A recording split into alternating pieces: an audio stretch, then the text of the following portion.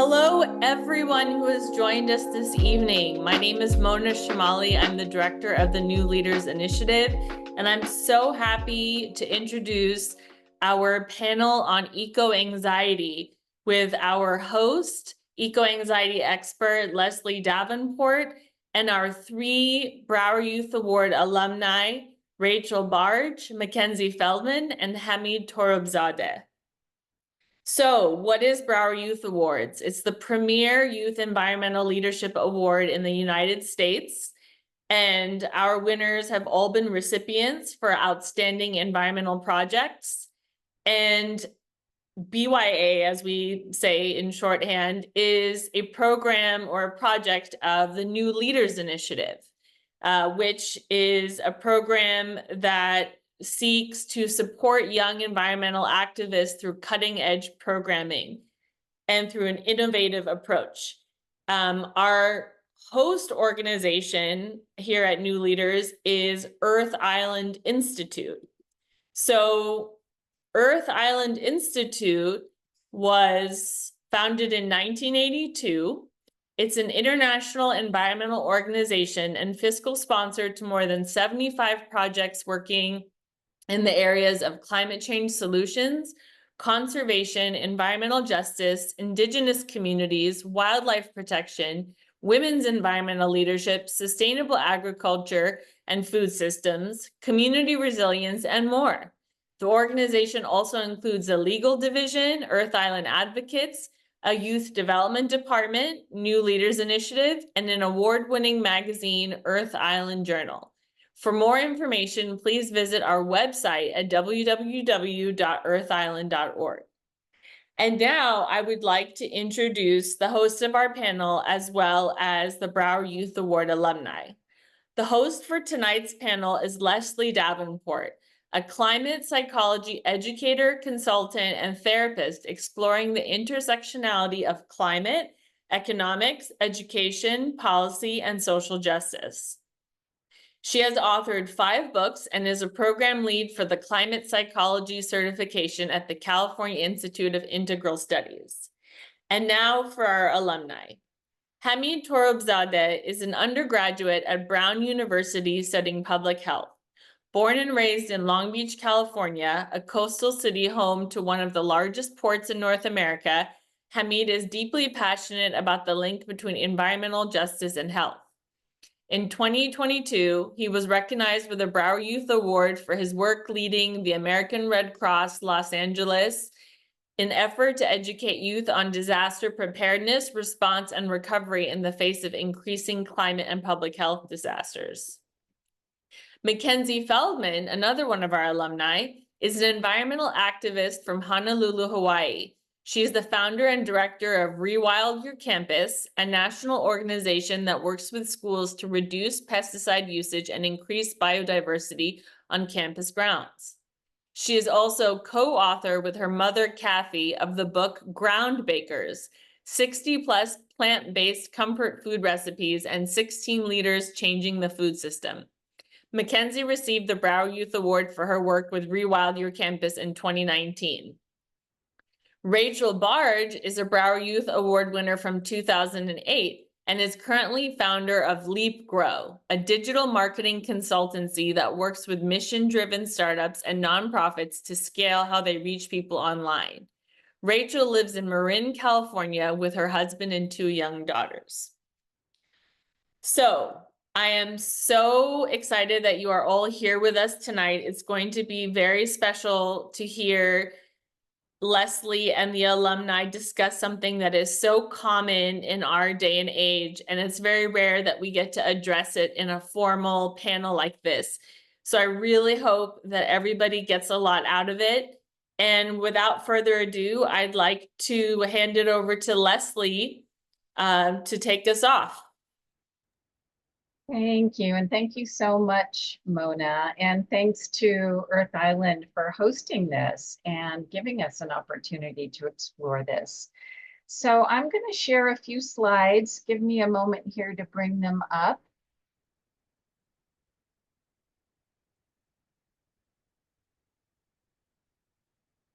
Okay. So one of the things I want to share with you as I set this overview, this context, is that this is going to be a deeper look at more than just coping. And if you're distressed, how you can feel better. But it really is about understanding that our mind, our emotions, even our nervous system is part of what we might think of as our inner landscapes. And it's intimately connected to and influenced by and influencing what we think of as our external landscapes, and that they both need to be healthy and thriving in the work that we're all involved in here.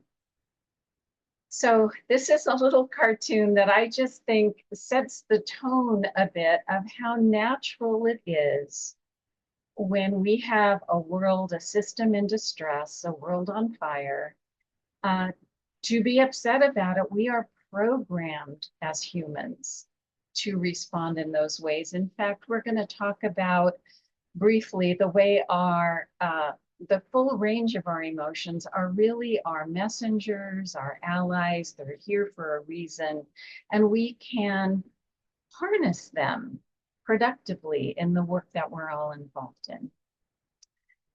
I wanted to show you this quick statistic simply because feeling distressed about the state of the world is not for a sensitive few. This is really on the rise in tandem with the increases we're seeing from the impacts of a warming world. And I just thought this was a really telling statistic. This was printed in Time magazine a little less than a year ago, that in basically the last 5 years, the rise in Google searches for what is eco-anxiety and how do I deal with eco-anxiety rose close to 5,000%. And this is another pretty stunning statistic. I've just picked a few things out of a much larger study, but you may know that while everyone is impacted by climate change, whether they're feeling the effects directly where they live or what they know about climate change, or by what we might call indirect impacts, smoky skies, hot days, toxic algae blooms in our local water systems. That it's the ages roughly 16 through 25 who have the highest level of distress for good reason. This is, a time in life when it's just natural to say, what do I want to do? Where do I want to live? Do I want to have a family? And while those have always been questions that come up as we move into adulthood, never before has it been hijacked by looking at what is happening to our environment. And so this was a study that was done with 10,000 young people in this age group from 10 countries. And the first number you see is the global average, and the second one is how it was measured in the United States. And again, these are just a few of the things we looked at. The first one, and I'm just going to say this is, again, not an analysis of climate science, but how people are feeling. So the first one, the future is frightening. 3/4 of youth around the world feel that, and more than half in the US. The things I value most will be destroyed. More than half, and edging toward half here. This one really gets me, really touches me. Humanity is doomed. More than half and close to half.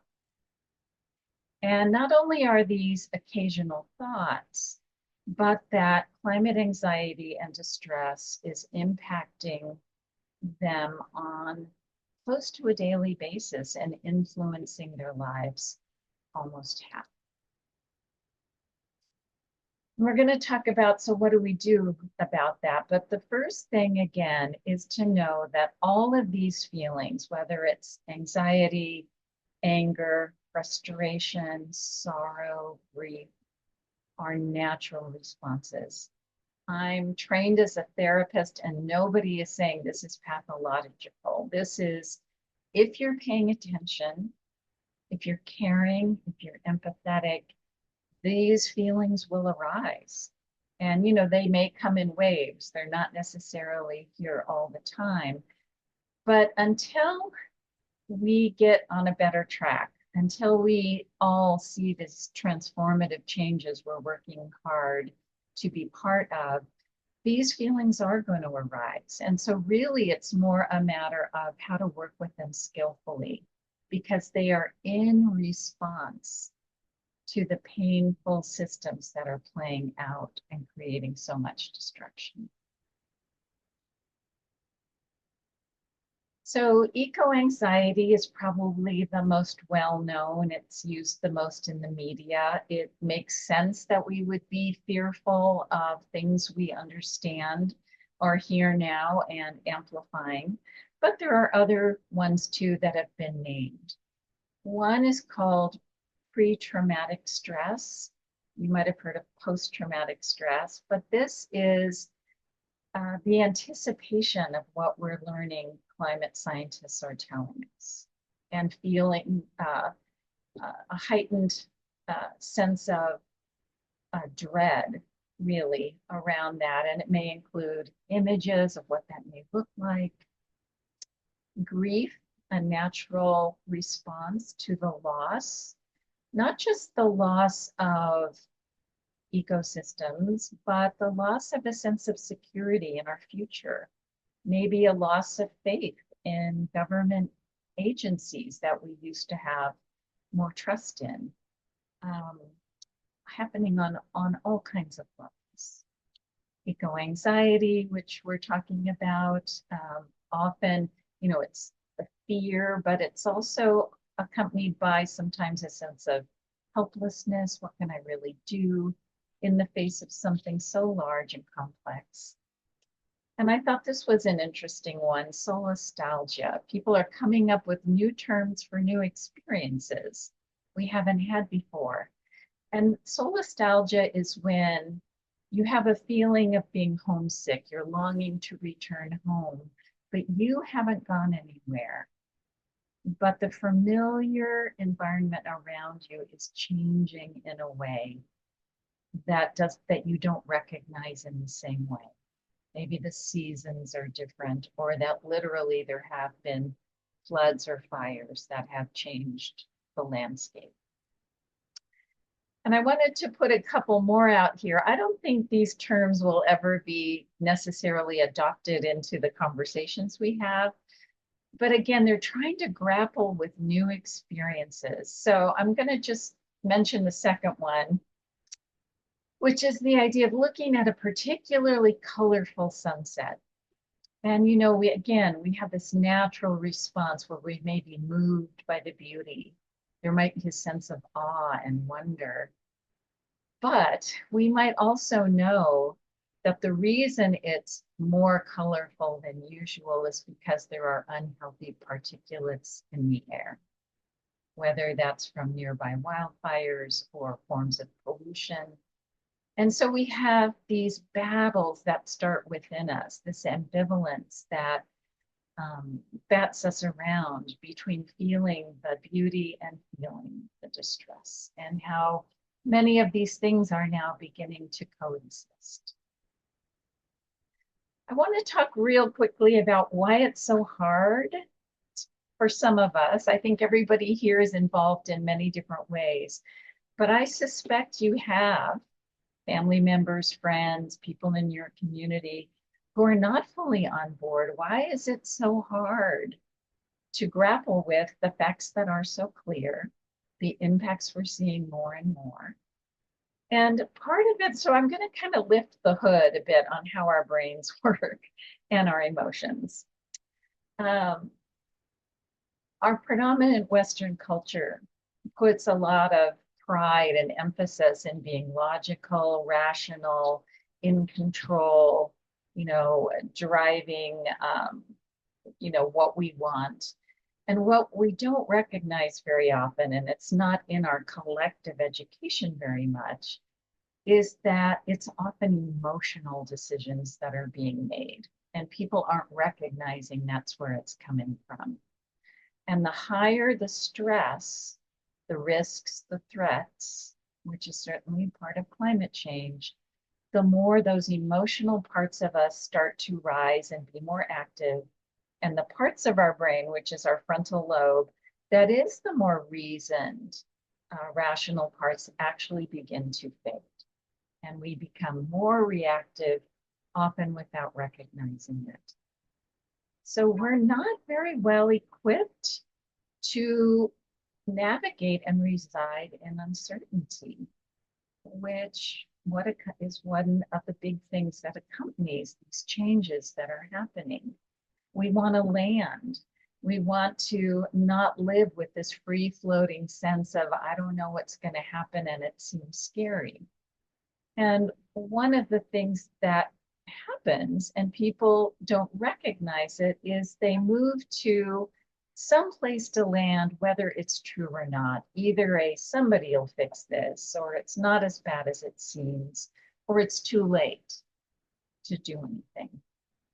And again, I'm not here to, sort through the latest science, but just this striving for relief in the ways it can feel so overwhelming sometimes pushes us to just make a declaration, to feel a little bit of off the hook of being in the gray zone of uncertainty.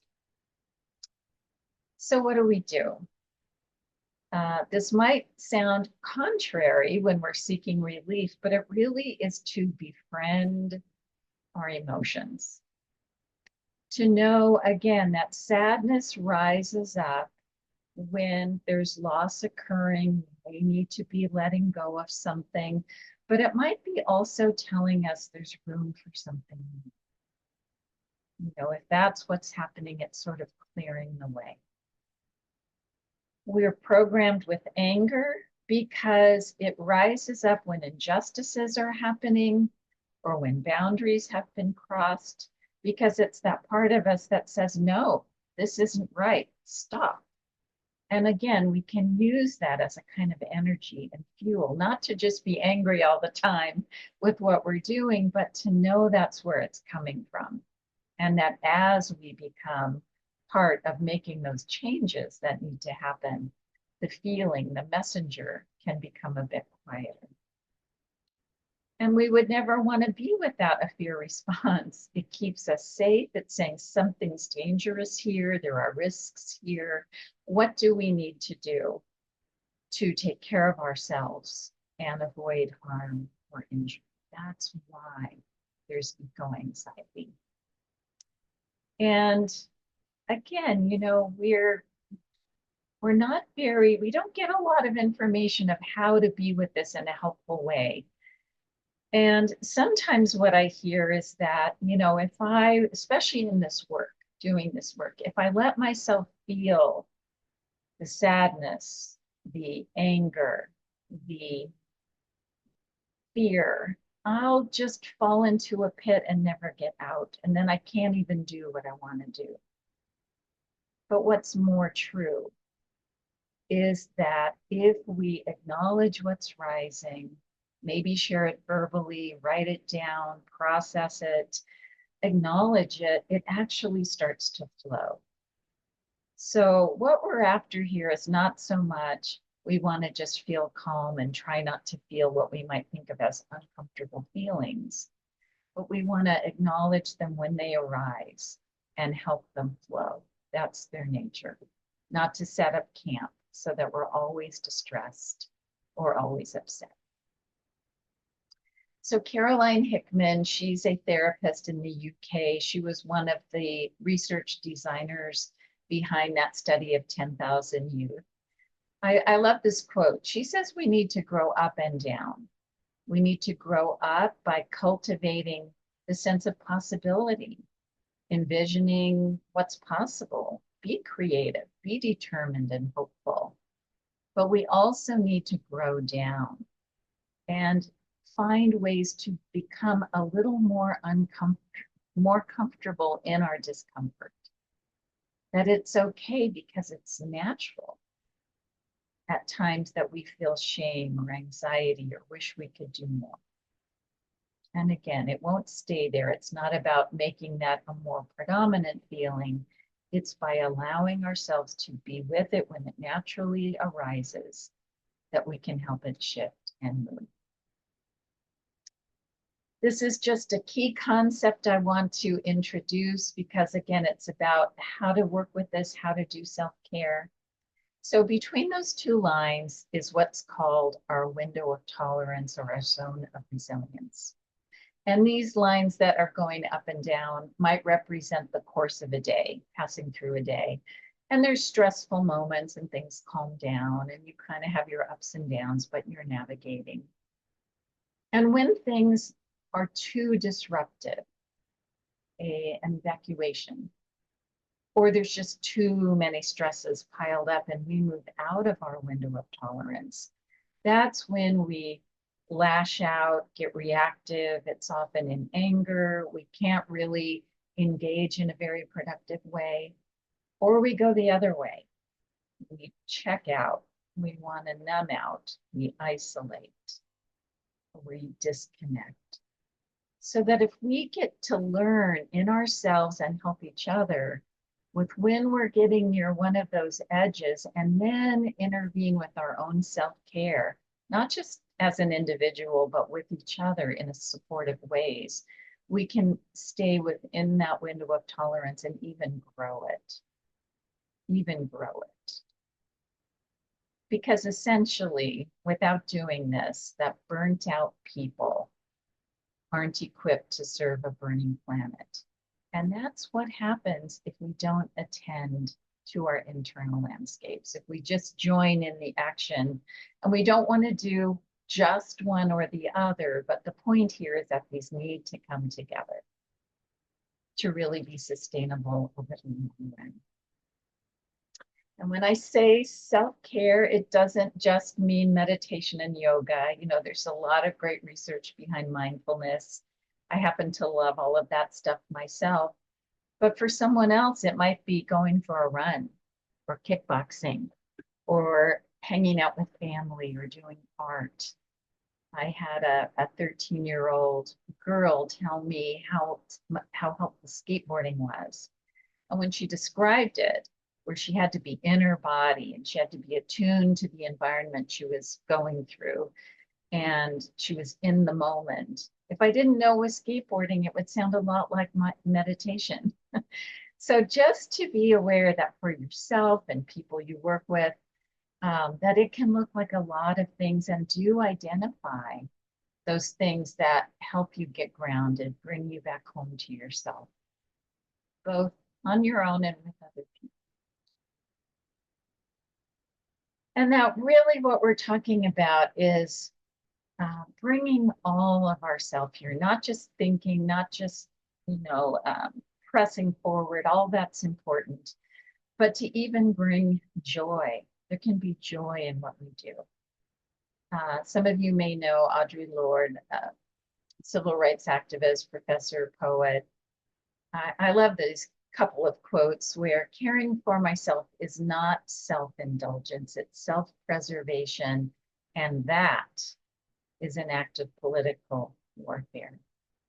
And that joy gives us energy for change. So I'm almost done here and we'll open it up for the conversation. I just want to add that as we do this self-care, it is a form of community care, because what we're starting to discover in some new branches of neuropsychology is that our nervous systems start to co-regulate with each other.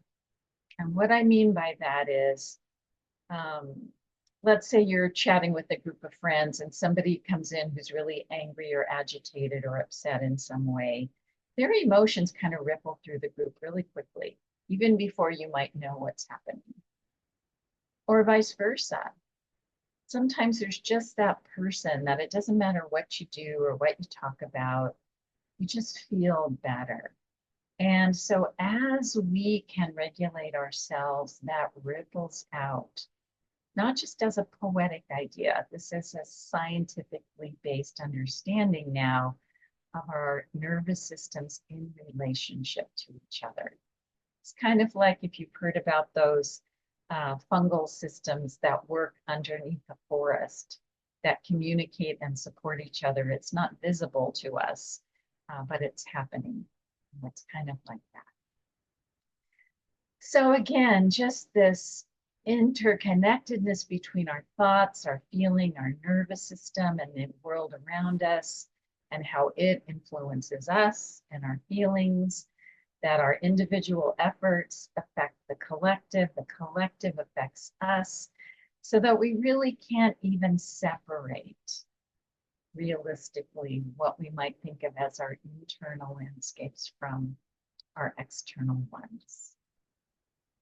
So with that, I want to stop my screen share and invite the alums back here to join in a conversation, and that we're going to talk about this now in a little more personal way. How does this actually apply to your life, yourself? So Hamid and Mackenzie, please join us too. And it would be fine, since this is going to be sort of a free-flowing conversation, I think it's okay to have our mics off, or the mute button off, so it can just be an easy conversation. So I have a few questions for you, but before I do that, I presented a lot of ideas, and I just want to see if, in listening to that, if anything's bubbling up that any of you would like to start with, to comment on or share something about.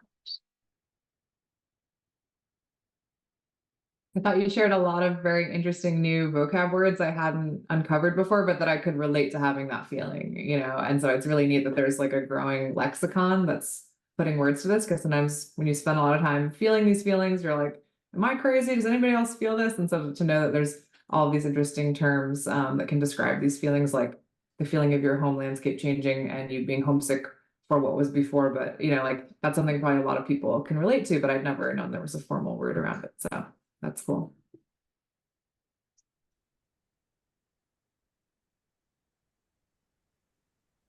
Anything else? Okay. Well, then let me just ask a couple questions, and we'll just see where this goes. Mackenzie, are you okay if I start with you? Yeah. Okay, so I wonder just if you have had your own experiences with whether it's eco-anxiety or any other, climate triggered feelings, and anything you want to share about that.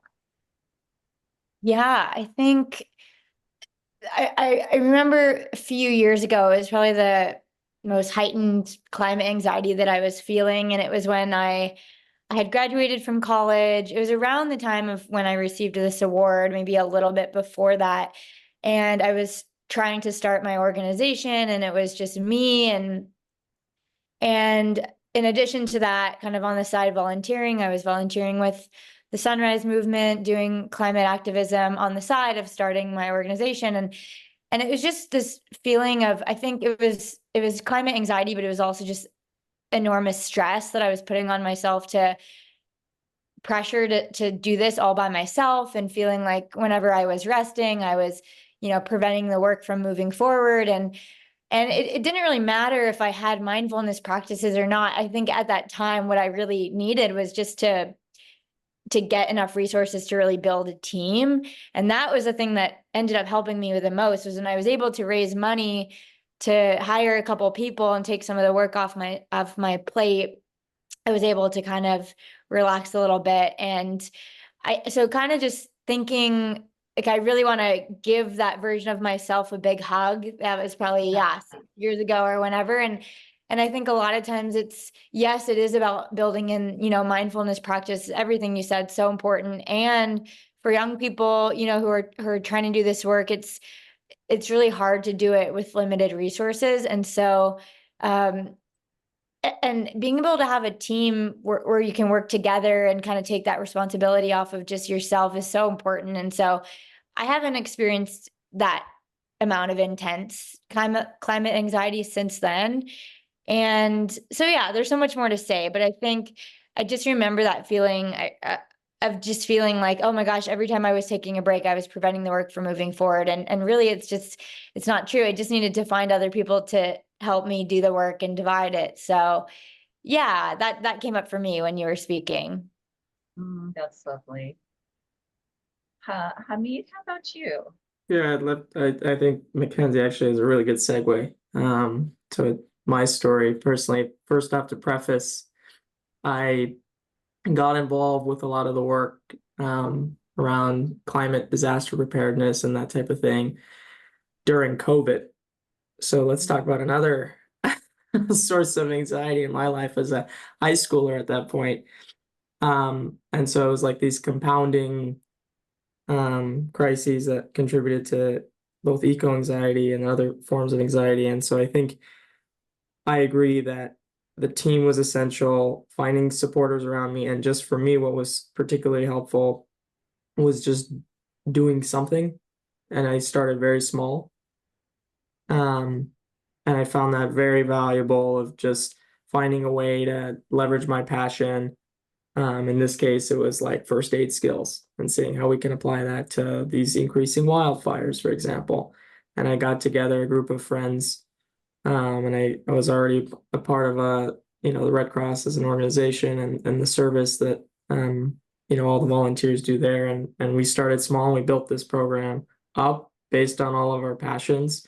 And so the team was incredibly important, and it helped me I think it was going back to what was in the presentation of building up, that sort of thing, leveraging our creativity in a way where we're just finding value in doing something and making a difference in some way that's tangible. And that was super helpful for me personally. And it got me continuously more and more involved. And to this day, like I just find different ways to merge my interests. And I think that helps with anxiety a lot.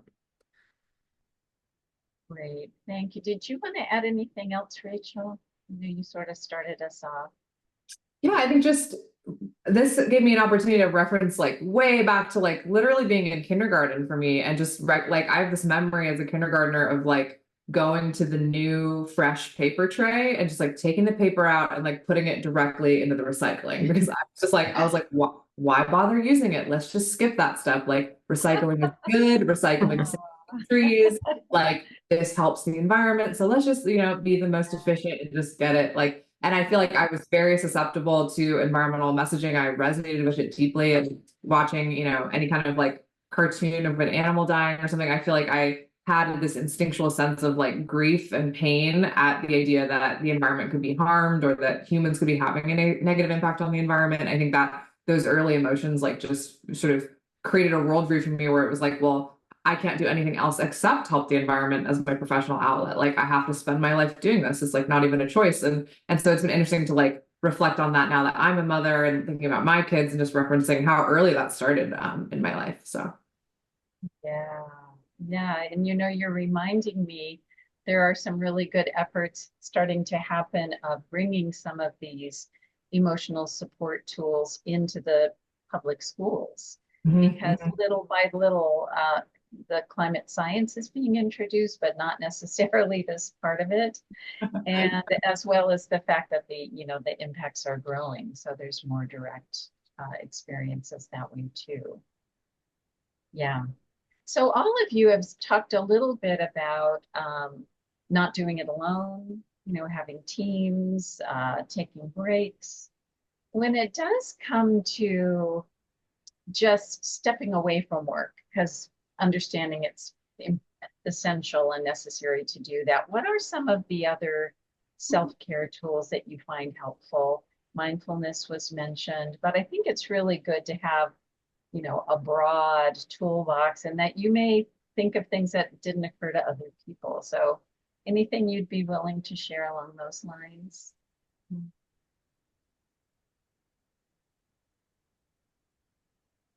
I think obviously just doing things in connection with nature always feels really grounding. Yeah, I'm from Hawaii, so every time I'm back home surfing and volunteering at a community farm, kind of just getting my hands in the dirt, always grounds me. And I think also you were mentioning, hanging out with friends and things like that. And I think one thing that I realize helps with my climate anxiety is if I'm hanging out with friends who I know feel those same feelings as me, even if we're not talking about it, I found that that really helps because it's one thing to be around people who are talking about it all the time, and then you kind of want to step away for a little.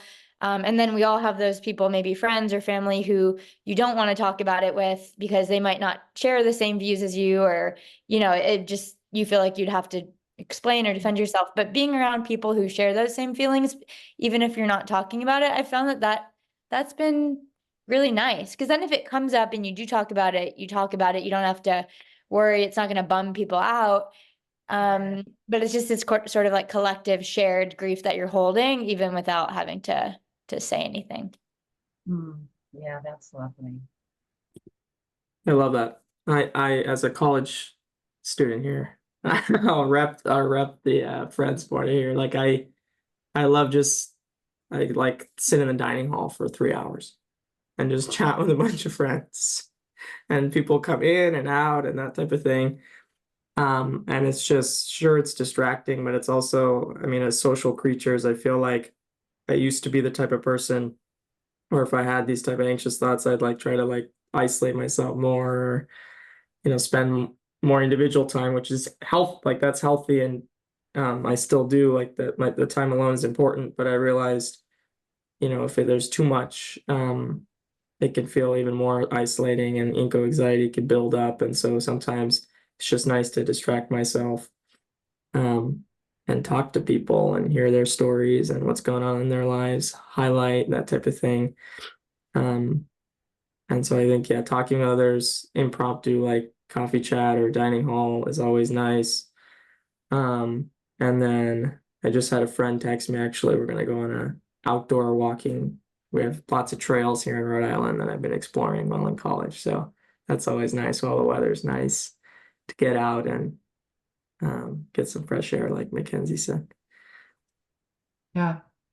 I feel like I had kind of like a mental breakthrough moment on this topic, like while doing one of the self-care things that we all like, I think we've referenced already, which is like getting out in nature, hiking. For me, hiking is a huge outlet. And we've all maybe been on hikes where we can go past an area where like the soil becomes really exposed or the rock becomes exposed, and you're actually able to start seeing like the stripes in the soil layers and the rock layers that go down and down and down. And depending on where you are, what part of the country, you can find areas where like you can see massive, deep, like stacks and stacks and stacks of lines. And those lines are time. As someone, I studied environmental science at Berkeley. We all took environmental or biology or different sciences in school. So we know that when we see the stripes, we're seeing time. And we're seeing tens of thousands of years, hundreds of thousands of years, millions, even hundreds of millions. And sometimes I had this thought when I was looking at these stripes, and I'm just like, like at some point, like everything I see, like everything I look at, everything I touch, all the, the cars and the buildings and the farms and the people and the trees and all the plastic I obsess about, whether it's in the ocean or not, like all of it is going to just be like another stripe in this stack, that the geological time will continue. And our minds are so tuned to thinking in like the human lifetime span, right? Like I like to say that we're monkeys, like we're monkeys who walk around and can speak really well and now can create advanced technology. But like we think in our own lifespan, and anybody who studies ecology or geology, we know that like our human lifespan thought frame is not the only one. And in fact, it's quite minimal compared to like the full scale of what we know to exist on the earth. So for some reason, that thought is just like calming to me, just to be like, I worry about this so much, and yet I am ultimately very small, and like time will go on, and like, just look at the stripes. Like I'm wearing stripes today, I guess, not intentional, but yeah, stripes calm me down. Yeah. No, that's a really powerful thought, kind of to zoom out and take sort of a bird's eye view is, that there's space around it. There's what we do and the personal focus and our own energy around it, but there's a lot more at play here. Yeah. Well, that kind of makes me think about, sometimes I hear people struggle with, and I'm sure it varies a lot on what part of the country you're in, places that used to be a place of refuge in nature aren't as much anymore because of some of the changes. And so, again, it might pull up those conflicting feelings of, I love this place, but it's not quite what it used to be. It's not quite the experience I want to have, whether it's, it doesn't matter where it is, eroding beaches or too hot or smoky of days, or just, the impacts we all know that are happening. Anything like that that you find yourself grappling with at all? Absolutely. I mean, I've certainly experienced that going to places and, thinking I came out here for a nice like river walk or a hike. And I'm like, wow, this landscape is really degraded. Like I am an ecologist. Like I can understand like, wow, most of these are invasives. This is like way too dry. It's dusty. And kind of, you start to get this like unsettled feeling. And so, yeah, being conscientious of maybe where you put yourself out there, and to know like, yeah, to get a sense of what might be truly restorative in the moment, or what might trigger you further in terms of like, helping you feel, making you feel a little bit more unsettled. I think it's important to evaluate. Okay, so being really intentional and kind of going in eyes open of where you want to be given what you know. Yeah, and also like it's gonna be like, oh, this is majority invasive species. Well, what is an invasive species? Like a human construct, right? It's actually just ecology doing what it's supposed to do. It's like the plants they're battling each other for space and they're doing their thing. And like ones that previously didn't thrive there are like, woohoo, this is awesome for us. Here we go. And like the other ones that we used to colonize that area, they're like, I better, my seeds are going to blow somewhere else where it's better for me. So even the idea that I still personally experience that thought process of like, this isn't right. It's not supposed to look like this, but it's like supposed to why, by who, this landscape was like underwater before, and now it's above water, and now it's this type of tree, now it's this type, like Yeah. I just sometimes I feel the experience, but I can like zoom out as an ecologist and be like, I am placing a lot of extremely human-centered subjective frames onto this that are giving me emotions that are uncomfortable. And so it can sometimes be a choice to, it's like have the feeling, like see it, but then also bring in some of those more cognitive thoughts that are like, this isn't actually like more thistleweed and some extra Himalayan blackberry, not the end of the world. Like just, really strong species doing their thing. So I think what you're talking about is so important, because we don't realize even that we start to replay these stories that might be more flexible than we're believing in the moment. Whatever that is, we get these internal narratives and it really drives how we feel. And as you're saying so beautifully, to step back and kind of re-examine it and go, not sugarcoat it, but kind of a what else is true? Or can I look at this in a different way? It's really powerful. Yeah, Hamid or Mackenzie, either of you want to jump in on this? Yeah, I can go.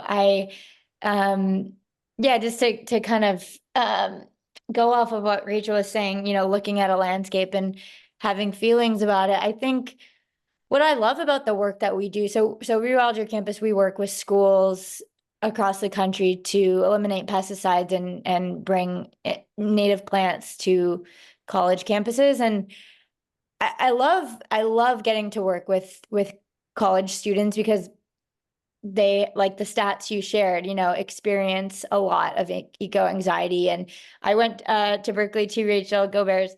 And I experienced, sitting in class and being so depressed, learning about climate change and not having any, being pointed to any solutions about it.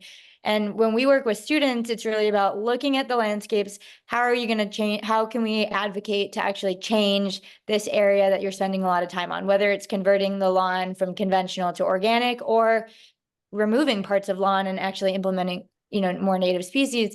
And it really changes people to be able to look around the space and actually know that you can make a change in that space. And then when they graduate, they're going on to do big things. And for me, it was so empowering it starts small, like, and Hamid, you said this too, like you started really small, and and it's really cool to be able to look around, and when you're having those feelings of like, oh man, look at all these invasive species, they're like so much lawn, it's the #1 irrigated crop in America, why do we have lawn, this doesn't make sense.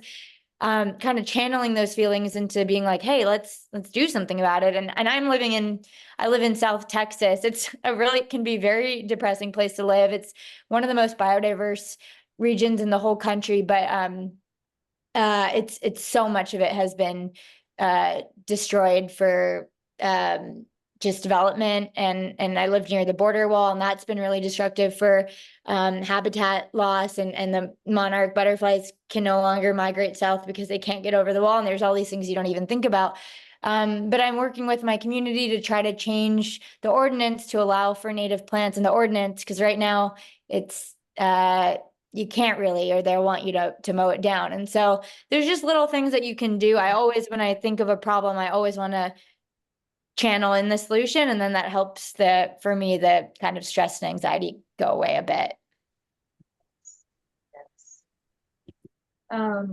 Hamid, I know you've written a note, but I can't take my attention over there to see what it is. I want to be in the conversation, but if there's something you would like to add, feel free to bring in whatever topics feel relevant.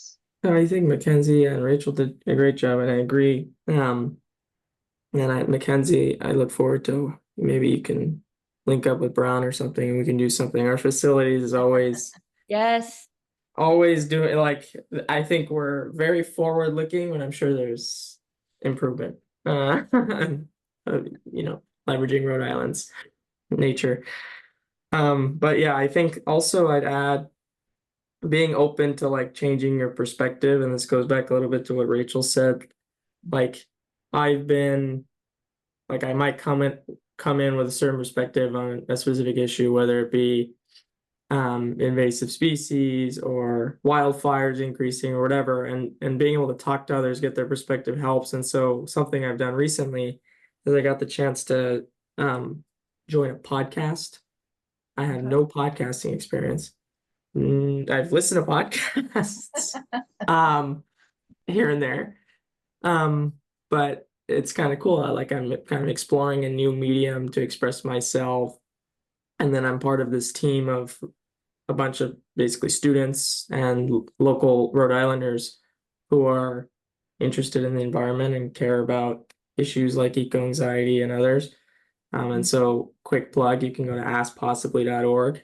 But part of the podcast is just breaking down really complicated things that make us super anxious into 4-minute episodes where you can learn about it in a way that's like approachable and solutions oriented, right? And not everything is burning around us, sort of thing. And it's been beneficial in 2 ways. One, it gets at my ability to like kind of just do something again. Whether it starts small and it airs on local radio here in Rhode Island, about talking about like banning a certain anesthetic gas that has a lot of carbon emissions in a hospital, right? And that's one thing that actually can make a big impact. So that's one thing of just starting small, and that's been helpful for me. But the second thing is just goes back to a way of self-care, of just learning from others. And exploring my creativity in a way I never thought existed, right? Of writing scripts and interviewing people and experimenting with my audio voice, right? So yeah, small things like that, make it fun while you're doing it. And being sort of bold, kind of being willing to learn as you go. You don't have to figure it out ahead of time, which I think is really, really powerful. That kind of being in your stretch zone, not only hanging out in the comfort zone, is really important. Yeah. Well, all of you talked about how vital it is to, and that you do have communities of like-minded, like-hearted folks who are involved in the work, or at least understand. Have any of you run into the frustrations of important people in your life who aren't on board with this, or you can't connect? And if so, I'm wondering sort of how you come to terms with that.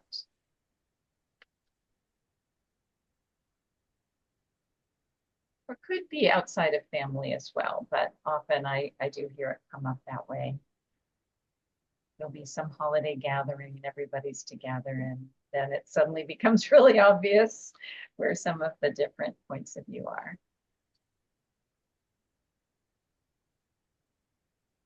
I was initially thinking no, not really, because I feel like it's not really, I don't spend a lot of my time like trying to police other people's, views, and like it's become less of a area that I spent my energy on, maybe as I've gotten older. But I can think back to like when I was at Berkeley, I lived in a vegan community. I like have spent many years being following a plant-based diet. And so I'm sure there were times where I was like, really ornery with people around like the dinner table of just like, not understanding why they were consuming so many climate intensive foods, and also foods that cause a lot of pain and suffering to farmed animals, when there's so many like really delicious, healthy, easy foods to eat. But I think I've gotten also less important to me to like, make that something that I'm going to bring into like intimate spaces with other people that I'm in a relationship with, that I feel like, having respect for where other people are at is really important. And so that's been like a evolution maybe in my thinking. Yeah.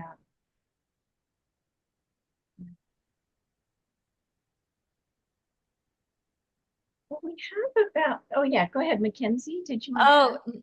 No, that's okay. Yeah. Okay. Well, I was just going to say we've got maybe about 5 minutes or so left.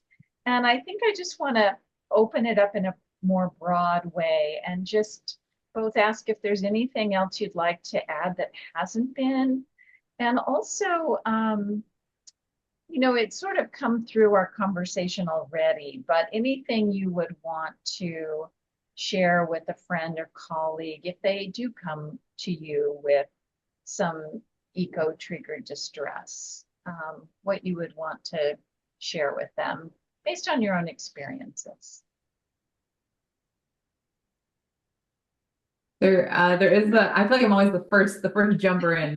Go, actually. Yeah, good. There was like one thing I wanted to share to make sure I shared in this, which was, I think it's so important to kind of get underneath your eco anxiety or your fears and like the difficult feelings you're having about this intersection of the environment and the people and things you love, and really understanding like what is underneath that. What am I really scared of? What am I really hurting from? What is and like for me, for example, I feel a lot of grief when I think of like specific animals dying, specific ecosystems being destroyed. When I think of sort of the moral repugnance of knowing we can do better, knowing we don't have to do this, but we're sort of like choosing to do it, choosing to let it happen, and visualizing those like, destructions, those extinctions. Like my emotional ability to relate to the other living things has always been something that's pretty strong in my personhood. And so with that, like for me, if my mental thought loop is like, the animals are dying, the trees are burning, the ecosystems are being destroyed, and that's the loop I'm playing over and over my head, and that's what's creating these feelings of anxiety. Doing some, thinking around, well, what might make, discovering what might alleviate that specific thought loop for you. And like one quick anecdote or cool term people could learn about in this, I did yoga teacher training, and yogis have a thing called samskaras, which is like they believe the mind is almost like a LP like record player, and it's like you pick up a record, you put it on the player, and it's going. It's like loop, loop, loop, and like your mind like loves to run the same loop. Your mind's like, I want to watch the same movie over and over. Like I love it, And in fact, the reason your mind loves it because it's doing something for you. It's actually fueling you in some powerful way. And your mind doesn't want to let it go. It's like, no, don't take that record off. I love that record. Like that record, that tells me who I am. That tells me that I'm a good person. That record is a part of me. So if we take it away, it's like, well, then who am I? If I'm not constantly thinking about the animals dying, am I really Rachel? Like, and so understanding that sometimes these thought loops like really kind of get us stuck in one place and keep us in a place where it's like, you don't have to think about the animals dying every minute of the day. And in fact, it's not really great use of this one limited life you have, to spend maybe that much airtime in your mental like loop player doing that. And so I know for me, one of my solutions to like the animals dying thought loop was like taking Walter Alvarez's class at UC Berkeley. He's the scientist that discovered the meteor that killed the dinosaurs. And that meteor was like the equivalent of the entire nuclear arsenal of the world going off 10,000 times. It created a miles high waves that wiped out everything. It blotted out the sun completely for 2 years, killing all plant life. It blocked out the majority of sunlight for another 15 years. 75% of living beings perished in that event. It's only one of 5 major extinction events. I'm like, kind of like, how did the other 25% like survive that? That's crazy. Like the atmosphere was on fire for 2 years. So we're in the middle of the Anthropocene. There's been 5 major extinction events.